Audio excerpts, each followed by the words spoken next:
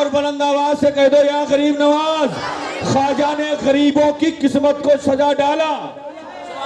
خواجہ نے غریبوں کی قسمت کو سجا ڈالا،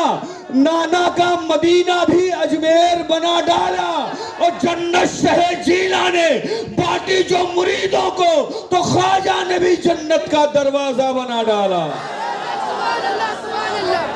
خواجہ نے بھی جنت کا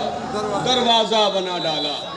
جنت شہ جیلا نے باٹی جو مریدوں کو تو خواجہ نے بھی جنت کا۔ ارے بولے ذرا لہک کے ساتھ، آپ کی بات سے اگر اچھی بات مدینے والے کی ہو تو بولیے گا سبحان اللہ، آپ کی ذات سے اگر اعلیٰ نسب ذات مصطفیٰ کی ہو تب بولیے گا سبحان اللہ،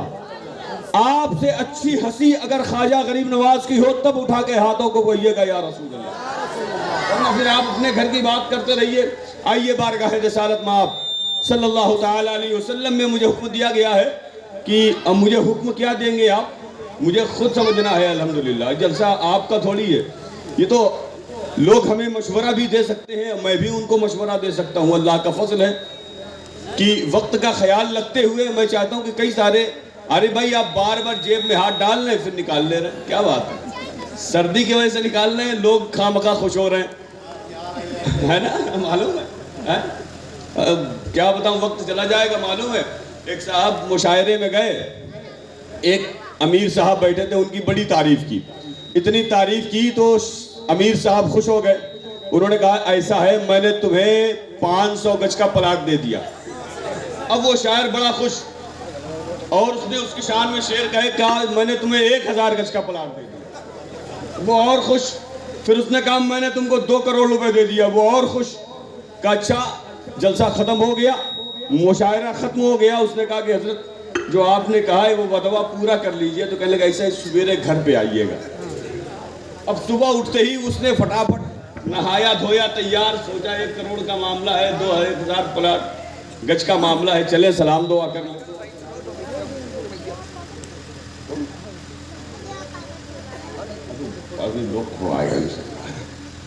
بات سمجھ رہے ہیں؟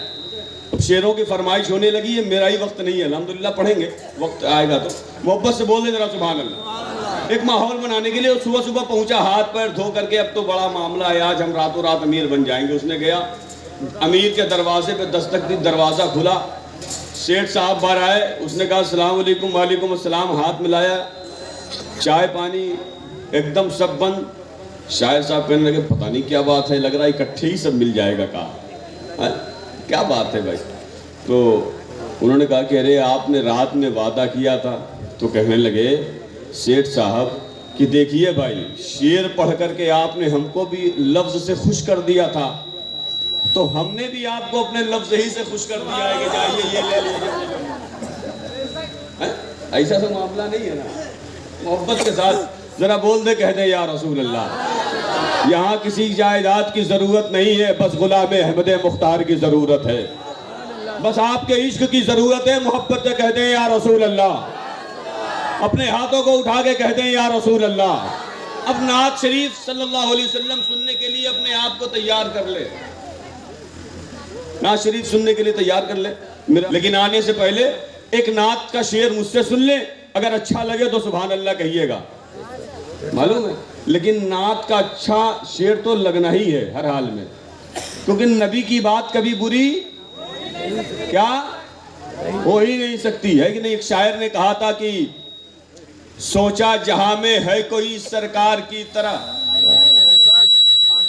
سوچا جہاں میں ہے کوئی سرکار کی طرح، شاعر خاموش ہو گیا دیوار کی طرح،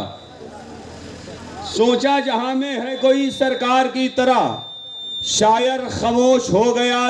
دیوار کی طرح، اللہ کا رسول حلیمہ کی گود میں یوں سو رہا ہے جیسے خبردار کی طرح، اللہ کا رسول حلیمہ کی گود میں یوں سو رہا ہے جیسے خبردار کی طرح۔ میں گزارش کروں گا جناب حمدان صاحب کی بلا سے، وہ تشریف لا رہے ہیں بارگاہ رسالت میں آپ صلی اللہ علیہ وسلم میں نذرانہ عقیدت بندی۔